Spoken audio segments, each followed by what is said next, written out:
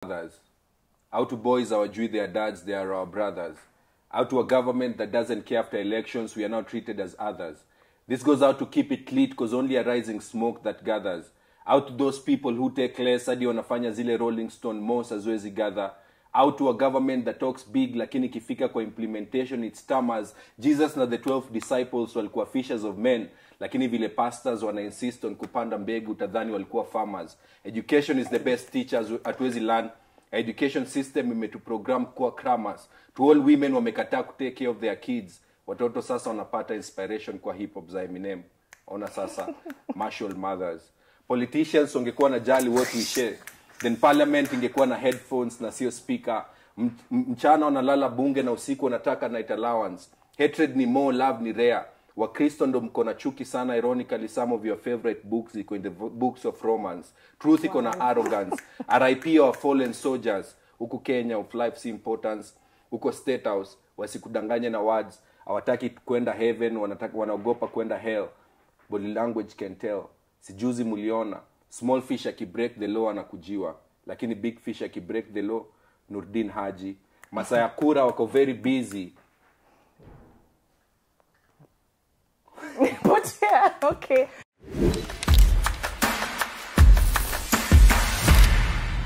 Yay! Marshall. Oh, Mami Starry nini. Yeah. Well, hi guys.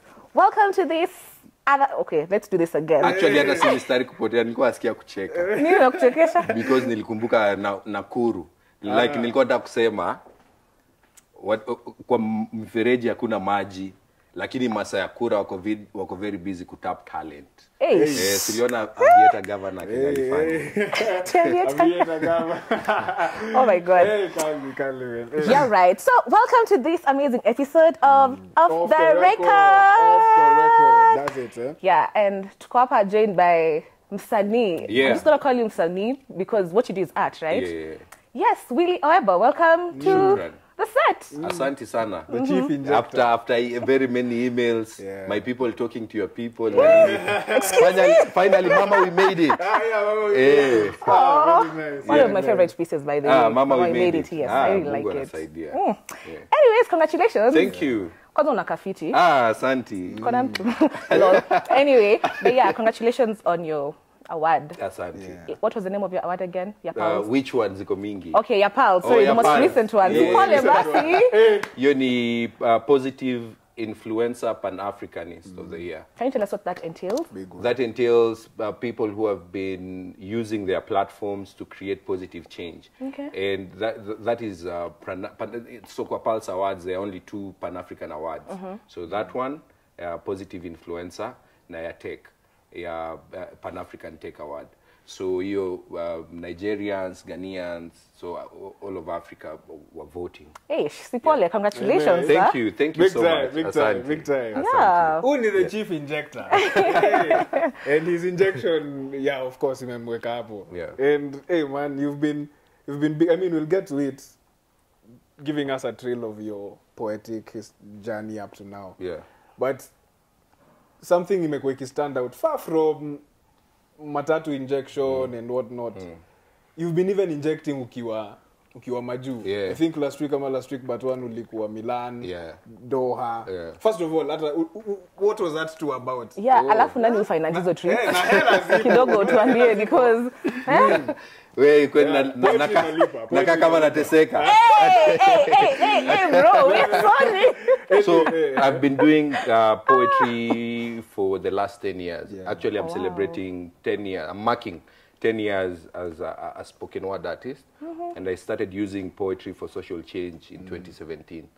So sana inalipa. Sana inalipa, and the idea also is to change people's perception on the art of words. You see, before we used to, when we went to concerts, we used to perform, they pray so that the event inaanza. But now tuko kwa A-lists, sisi ndio tunafunga show. Hey, pole basi. And away from actively earning from art through commissions and contracting, I also have my own line the merchandise. I also do distributions, and I also have an institution. It's called Easym Academy. We deal with the intersectionality between the creative economy and using art for social change, because it's very hard to survive as an artist who uses art for social change. So we pass the knowledge down to artists when you want to come up, so that they could know we can also use art for social change and also earn a living. Yeah. So you can comfortably say someone can do art and live off art. Yeah, I'm a case study. Yeah. Okay. Yeah, in the flesh. Shambiwa basi. Yeah, and I mean, as we also get to engage on that, I mean, leo tunaongelea cancel culture. Cancel culture. Actually, juzi tu hapa, the other day, I'm going to read your tweet. Yeah. Oh my God. Yani it had to disappear. No, you're my partner. So you tweeted something. Artists need guidance from people who have walked the path. We're not canceling anyone, but life is not always about the bag, as you always term it.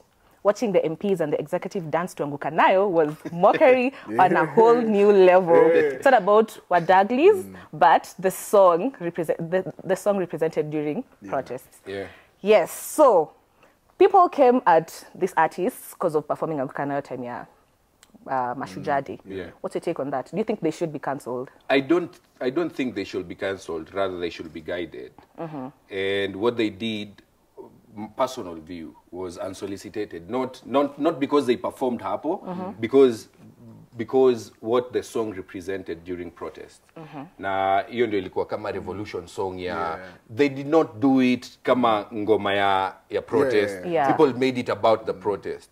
I think they would have maybe picked another song, or because of what it represented. So for you, the issue is not them performing there, it's the song itself. Had they performed a different song, hakungekuwa na shida. If I have an issue about them performing there, that is me. Na hiyo nitakuwa nikiimpose my values on them.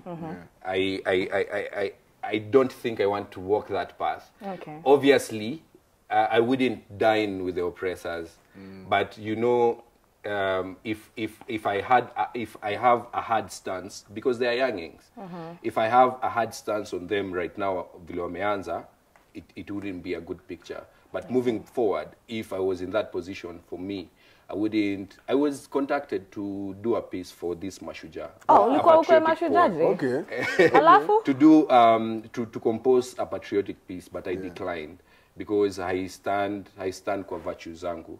Alafu also needs another way of infiltrating movement, and that is why I said having MPs could dance kwa Anguka Nayo.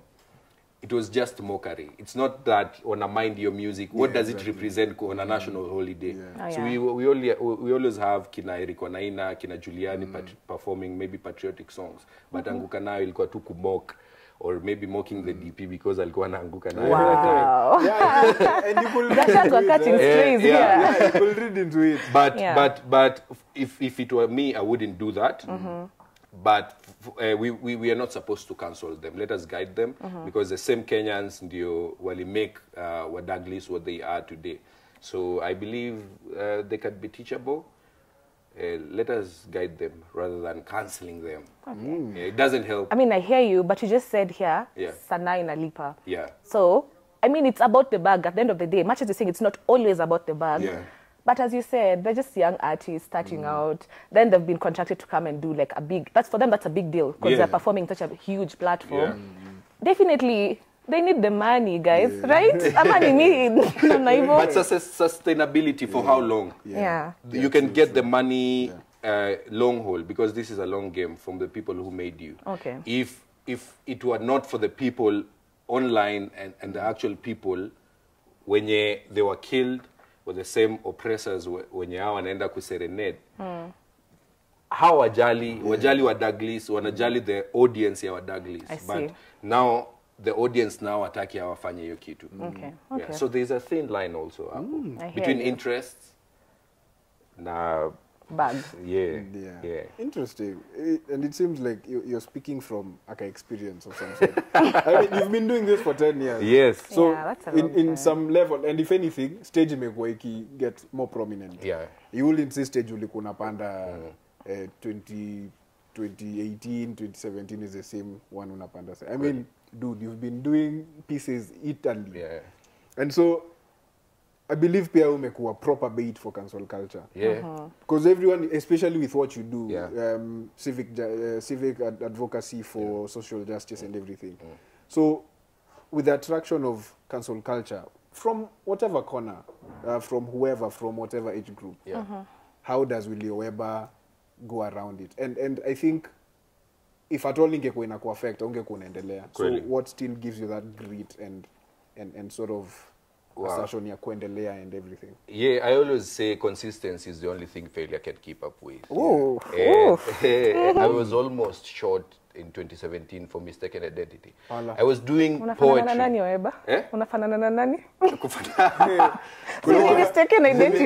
Nani alikuwa anatafutwa? Nilikuwa na jangili, nilikuwa nafanana na a lifestyle that I couldn't afford back then. And you know, I have dreadlocks. And baby locks are the ugliest faces of dreadlocks. Exactly. So in 2017, whereby kulikuwa na ile story ya confirmed, it started in Nakuru. Ile nimekutumia do nitumie hiyo pesa back. So anyone who had dreadlocks, sana sana zikiwa baby locks, alikuwa red flag.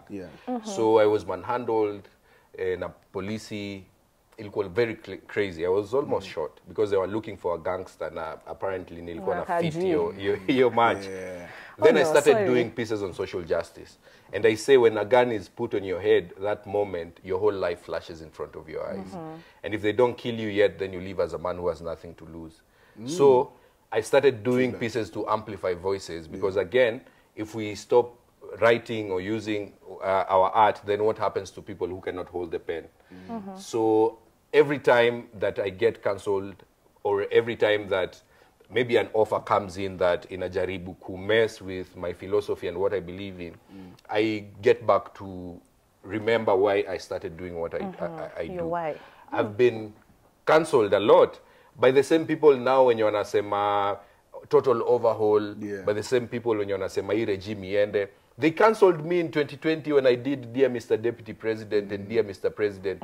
In 2019 when we did Wajinga Nyinyi, they were telling me, we una cloud chase. Una cloud chase. We si ufanye tu muziki kama watu wengine. That time Gengeton was a thing. So I have friends, other people online, wengi, ukianza kusearch tweets with my name. Walikuwa wanani cancel, waniambia hapana huyu ana cloud chase. When people were all about UDA in 2020, I did a piece. And people are telling me, una cloud chase. But now, that's what now people are talking about now. So, ni kama it's cool now. Yeah, actually. So, people have forgotten walikuwa wanafanya nini. So, pia wewe ukifall for cloud chasing, you'll be wavering. And if you maintain, if you know your heart is clean, your mind is clear and you know what you want, you can stumble here and there, but if your intention is to do what you do. Ni hiyo cancel culture, yesterday I came from Milan and you know America. Ali approach Yesterday came from Milan. You had to. Okay. Like it's very nilitoka tu hapa mimi nikataona kuja job. Anasema yesterday ndio tulifanya hivyo. So I just came na the first interaction ilikuwa ya kufanya kwa matatu. And there's a matatu they launched in Americs. So they are matatu guys wenye wana brand. And then akasema, you mna inject. So you inject hapo, nimelipa hiyo matatu, like 3 trips, people are not paying, and you can perform your stuff kwa hiyo matatu. And we did that. And there are some people who are not cool with what his brand represents. And there's some people online pia wenye wamesema, during the end femicide KE, he made sentiments that spearheaded, supported the femicide, the nini against women. And that is not what I believe in. I don't believe I believe in gender mainstreaming, good governance. I'm a human rights defender.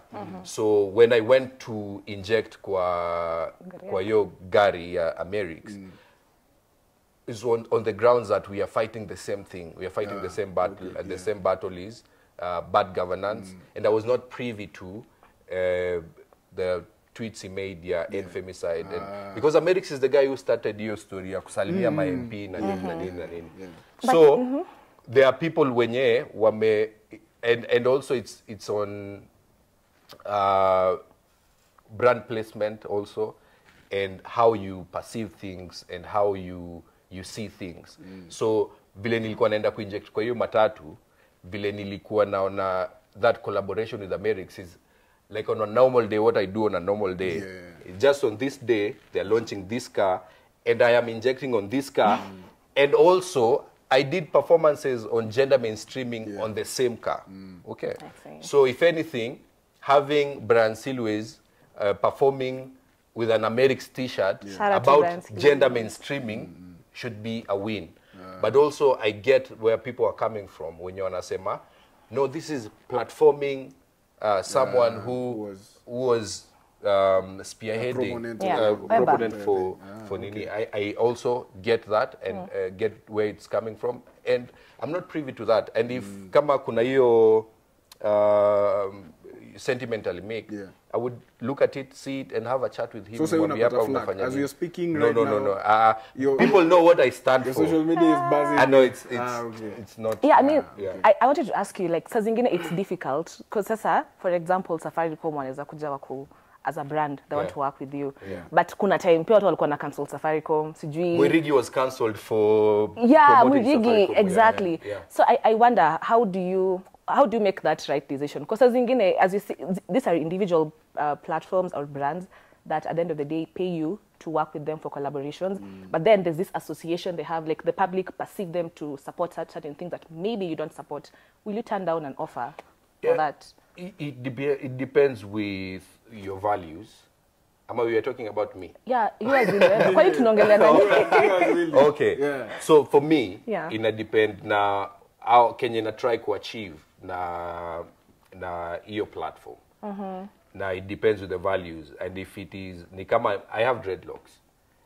Na nikienda kwa church, I know there is nothing about dreadlocks enye ni put mimi na God, but nikienda kwa church yenye wa believe manza hizi dread zako hatuwezi kusikiza kama uko na hizi dreadlocks, nitafunga kitambaa. Kama dreadlocks ndio itafanya wasinisikize. So if Safaricom, for example, wana champion for a product, enye watu already wako in bad line na Safaricom enye, the same people wenye naenda kuambia kuhusu hii product. Watanisikia kwa sababu they don't want to. Exactly, even the same Bible says, like, if your right hand linafanya usin, you chop the right hand. And the Bible is not talking about hands. Wow. So you just read the room, like when venye kuko, and if it's a brand, people actually are accepting. No, it's not about people, it's about values. Because popularism also, sometimes people might be on the wrong side. Alafu warudi wakuambia ni kama vile 2022 everyone was supporting this regime and now they are not. So Ben Gedai was very popular then, but saizi anapigwa mawe na tano tena and everything. So it's about your values and every time doing what's right. What's right haitakuwa popular at such a time or very many times, but itabaki kuwa right for all time. Mos, what do you think of this entirely, just this cancel culture thing? I don't know, but I think I hold something similar to Willie.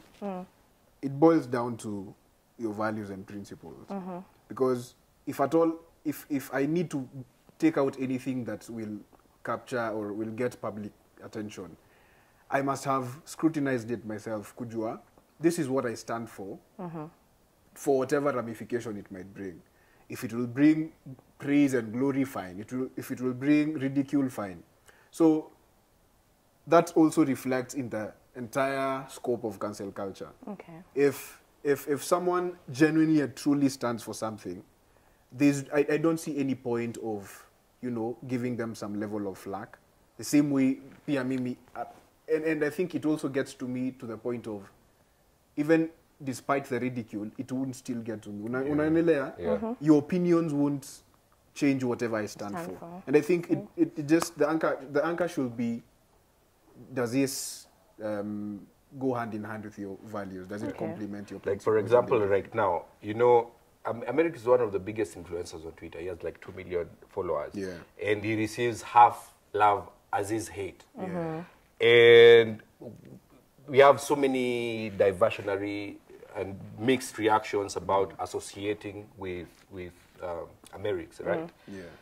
But I've always talked about and stood on ground about issues on gender mainstreaming and inclusion and dignity and protections of human rights. Yeah. So when Americs contacted me to go to the Matatu, my conscience was clear about what I am going to do inside the Matatu. Matatu, I was not going to sell Americs as a his brand. philosophy, Yeah.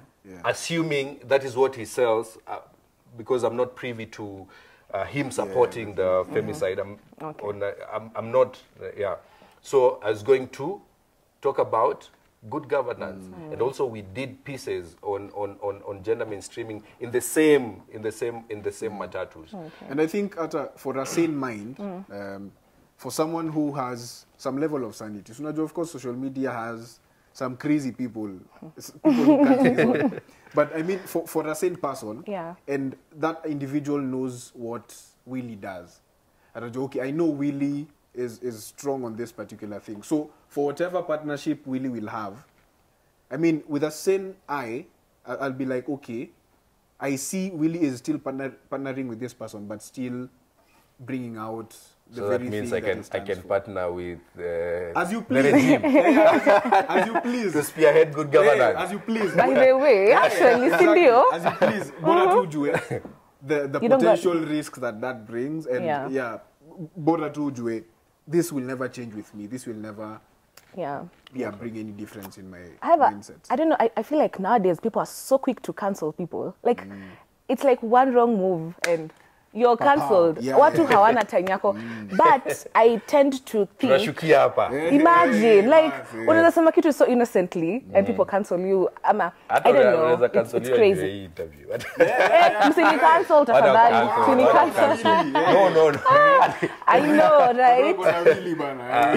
And also, besides that, I also wanted to say, I feel like hapa Kenya, when watu canceliana, ni kama we forget. Who cancelled that after like 2-3 years, guys still... You see, the way Maju, if you do like serious offenses like sexual assault, murder, when you're cancelled, like Didi vibes. When you're cancelled, you're cancelled. There's no going back at you after 1 year to sahau. Now you're back to us enjoying your music and doing your It actually works. Upper Kenya, does it work 100? But I think, allow me, you'll take it after me. I think for them, Nilea, they really uphold cancel culture and really give it such a pedestal to the point of, if you're cancelled, it's over for you. Yeah. But you see, kwetu ni very different. We treat it as just banter for a day, we ridicule you for a day, but chini ya maji, we actually dig what you do. We actually familiarize ourselves with what we do. You wanted to say something? I wanted to say that just to set records straight, that as a poet and a human and a spoken word artist, I am on ground with what I stand for on human rights and social change, and good governance. And when we started Reject Finance Bill, everyone came together for a common cause. Yes. Regardless, there are things that you do as a human, and you're my friend, that sikubaliani nazo, but for this common cause we will come together and do this particular thing. So also there are people you might associate with, and people will cancel you depending on their relationship with that person that you're not privy to. So I think it's quite unfair. It's very quite because unfair. my values, just because I see how it can look from the public for people who want to cancel you, but we have individual minds. Just because I stand for something and you're my friend does not necessarily mean we agree on that. So it would be very unfair for someone to like cancel you just because you're seen with me and like I do something that is wrong. But as my friend, Pia, you should also try and bring this person to the right on the right track. You can't see me doing wrong things that are outwardly bad, and you know. So even for us, when we went to inject to the Matatu, we are not fixated on amplifying, on supporting philosophies, on bettering men. The idea is on good governance, reject chief, You see? Yeah. And if there's anyone who can help us amplify that along the way, that was the idea. Yeah. Okay. Now, story ya kuinject kwa matatu. I mean, you've gained so much prominence from injecting kwa matatu. I mean, people in the poetic and artsy spaces, they knew or they still know Willie Oeba. But now with this new form of injection, people are like, okay, first of all, I see someone doing poetry pieces against the government in every mat. So, I mean, that's how you came to the limelight for the many people who didn't know you from Saidia poetry. Have you also found yourselves in situations where unafukuzwa either kwa mat? You know, people don't want to buy your sort of form of injection. Yeah. Yeah. Hey, like recently. Tuingia kwa matatu namba adios. Tumeshaingia kwa matatu mpaka dereva kasimamisha gari ya Kawangware juzi tu hapa usiku. Akasema hapana, nyinyi mnasumbua watu usiku, watu wamechoka wanaenda mtaa. It was like 11 in the night. Akasimamisha gari akasema bana mshuke. Wakamwambia wewe shuka, sisi tutaendesha. Watu wakamwambia wewe shuka. Wow. Tumepata hostile grounds, but like sisi tunaongelea ni ukweli. And truth, they say when you tell the truth you have to be funny or else they will kill you. So we use metaphors and puns, but along the way your message inafika, injection inafika. So we get cancelled hata kwa matatu, wanatuambia we shuka, strangers. It's very hard to operate na dynamics of strangers. Yeah, I agree with you because unanata saa zingine kwa matatu pasta ingia alfanze kupreach venye watu uko tu like oh my god like not today please, you know, hizo vibes are huyo anatupigia kelele. So I like I can but imagine. if you remember why you started, you just keep on, and the people buy into that. By the time unamaliza watu wako sawa, watu wako sawa. Imagine sijai pata watu kabisa sasa wakasema pana wewe kijana acha sasa. Unapata watu wawili watatu, but ukiendelea ni ukweli, unasema ukweli. There's a place you said that passengers actually they get to sort of M-Pesa you once in a while. Wanasema unapatianga namba hapo mwisho. Oeba. So wanasema leta namba utafanya aje? Ndio nilikuwa niulize like after a piece ama wherever amidst all that, you know, interaction process, how do the passengers get your number? And is it something that you're like sawa poet sasa una venye pasta nikishamaliza sasa wakati wa kutoa sadaka? So, how does that interaction get to the point of exchanging phone numbers to them pesa transaction? Na niyo namba yako moja, like is it the same number people actually reach? Namba moja uko nayo. So tukimaliza kuinject wanaweza sema ni aje, let a number. All right. It's them asking for okay. We have never shared our number. Tukasema ndio hii namba yetu mweke kitu hapana nini. Wase wakirequest. Hata it really took me long before niweke namba. Inakuanga tuma namba tukununulie maji. Tunatuma namba because again we don't want people to center the conversation around money. Yeah. It's interesting and what was I about to ask? Nilikuwa niulize something about money and your interactions with your poetic advocacy. And I think along the lines of you being very firm and grounded on whatever you do in form of advocacy for civil justice and all that, I feel like, is that what attracted the Ford Foundation to partner with you and onboard you to their project? And if yes, how did that happen, like develop up to now the present Oeba, and how it's also contributing to your art? Oh, nice. I would have to clarify, like right now I'm not talking as any representative or communications of Ford. I'm talking as Willie Oeba.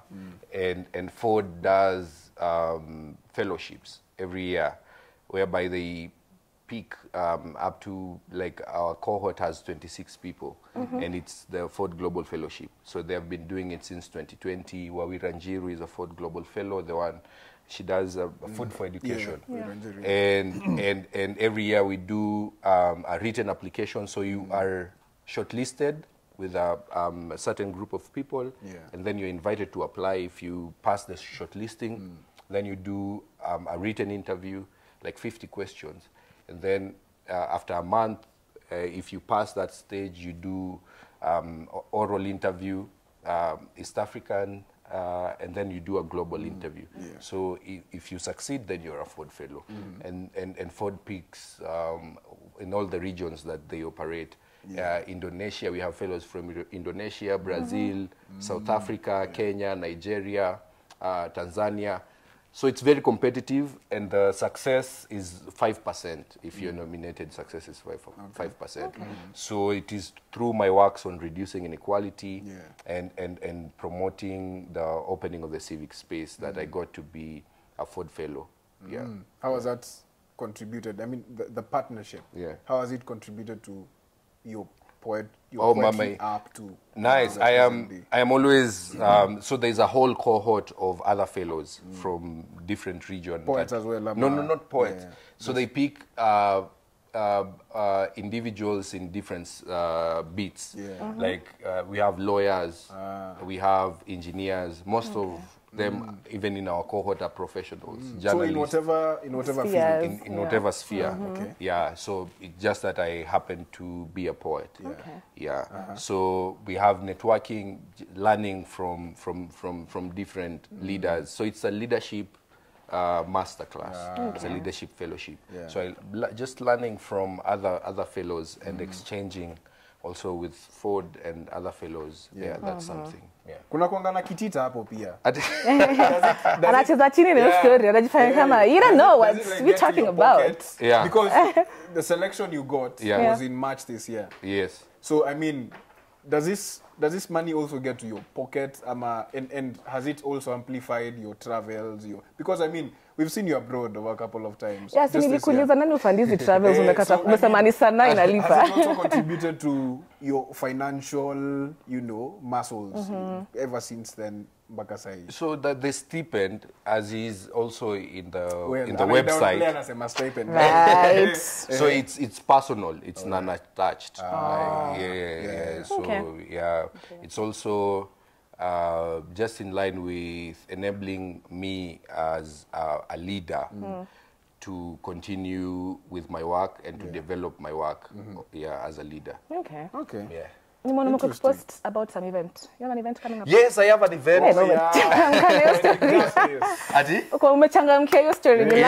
I'm very enthusiastic about that. I have an event. It's on the 12th of December, 2024, at the Kenya National Theatre. And it was Poetic Justice. So every year I do a concert. And I've done that for the past 10 years.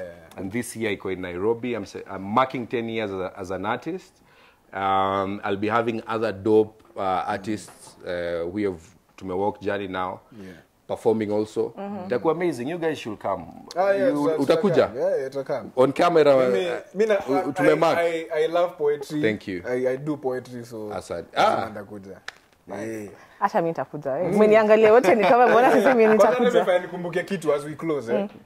Kweli tuna close aje mapema. Tuna close. So last year kwa end of year concert yako last year. King Kaka joined you at the very tail end of that. And you have a very close relationship with King Kaka. Just in 2 words. What's happening? Is he like your art bro? Is he your mentor? Your mentor. What's the relationship? Wow, King Kaka is my brother, big brother. He's also a mentor. Is one person nikiekewa bunduki hapa vile wanasemanga ukiekewa bunduki mtu apigiwe simu mwenye hata shika mwenye akishika unauliwa yeye anashika anytime 3 am. So he's more of a big brother. He's hapa tunafanya aje hapa. There's that time I did Dear Mr. Deputy President and it was so bad ilipuliwa down pia on platform. What do you mean it was so bad? Threats ilikuwa mbaya, nilishikwa hiyo time. Ilikuwa ulishikwa pia time ya Ojinga nyinyi? No. Hiyo Dear Mr. Deputy President ilikuwa 27th October 2020. So the fact that you remember the exact date, hiyo lazima ilikuwa. kurudisha hiyo peace pia kwa platform na nini. So he's always guiding. Hapa fanya hivi, fanya hivi, fanya hivi. And that's great. I mean, people who've been there in the industry longer, Exactly, helping you guys, like, holding each other's hands. The same thing he It's a was good thing. calling for with the Angukanayo artists. Exactly. And literally we are standing on the shoulders of giants. So what we are doing now, si mpya, kuna other people wenye wame walk that path. Na pia tunafaa tuangalie watuambie songa hapa na songa hapa na songa hapa. Which makes it easier for you, yeah? Yeah, which makes it easy. Na pia cancel culture si mbaya vile tunafikiria pia. It shows wale watu wenye wako huko nyuma. The reason why watu wananiambia Willie, mbona umevaa hiyo t-shirt ya Merix manze, because they believe in what I do. Na wataki Oeba kwe compromised. I am not compromised. I stand on inclusivity, dignity and protection of rights. Hiyo story ya Merix umesema sana by the way, but leo tunaongelea cancel culture. We get It's not that it's that big. Nimepata tu tweets mbili tatu in that regard. But si tunaongelea cancel culture. Now that is why I'm telling you. sana. Sitetei hawa maboys wenye wanaitwa wa Douglas. Right now unaweza pata wakienda club, we shuka, we nini. I've been there. Mimi sijakuwa celeb juzi, ni vile yangu imekuwa pole pole. Sijakuwa one time from Nax Vegas. Not even Nax Vegas. I was a very big deal in campus. Oh, you were? Where were you in campus? I was in Moi. Oh, wow. Tulikuwa na kina Okelo Max, kina Wambilianga, kina Mulamwa. We were doing shows in Mulamwa was in Moi? Alikuwa med school ya Moi Uni. Med school? Mbona what? Na tulikuwa tuna throw events. It was very big. Mimi nilifanya media science. And along the way una practice media. And a practice tu kwa and a practice kwa art. Kwa art. Constitution tu ndio ngumu, maloya. Hakuna mtu mwenye ako sure na law ndio maloya studio wana practice. Okay. So I have been there. Ni may have multiple of those instances in beats mpaka nifike hapa Nakuru and that. And we go, we live, we learn, unanipata. So so if people tell you producer anasema tukate, usifanye hivi, fanya hivi, usifanye hivi, it's because also wanajali kenye wewe unafanya. So wewe kama ukikuwa hapo katikati ya hiyo cancel culture yote as you term it, unafaa uangalie ni nini yenye inafanya yenye hawa sio wanaona because they care. So you need to maybe in communication haijafika ama you need to stitch one or two self analyze, find out why people are actually critiquing. Producer niko short anipiga kiboko, lakini back to King Kaka. Alisema one thing before I drop mic. Alisema you're about to change the way people view art. Kabisa. You very prophetic. I mean your prophecy ina come to life. You know, art, it's still in the process. The work of the art of the art of words, that is spoken word, has really been downplayed for the longest time. Na hata watu wenye niko close now, niko na so many songs. Hata niko na ngoma na King Kaka, kina Roma, Stamina from TZ. Wananiambianga, mbona una struggle na hii spoken word? Wachana na hii spoken word, anza kufanya like music because music ni rahisi. Music goes to where words cannot. And iko na hiyo groove and everything. But the idea ni change the way people view the art of words. Ile siku nitafanya hivyo. Then so I can drop mic. Anyway, great way to finish this show. Thanks for coming. Asante sana, imekuwa short and sweet. Vile inafaa. Hiyo design. I should have said that. Hiyo design. Anyway, all right. Asanteni sana. Na swali moja tu lakini. Producer ananifanya hivi. Nakwambia mimi niko innocent. Umeona? But really you're on a platform of prominence, a platform of critical change, a platform of advocating for change. But what's the one thing you'd want to be remembered with? Ukianguka leo, God forbid. But ukianguka leo, tutasema, here lays Willie Oeba, who did what? Wow. Willie Oeba, whose idea is not to change the world and has never been, whose idea was always to spark the mind that will change the world, because true leadership is in delegation. Situmefunga. Ni haya tu. Thank you. Thank you.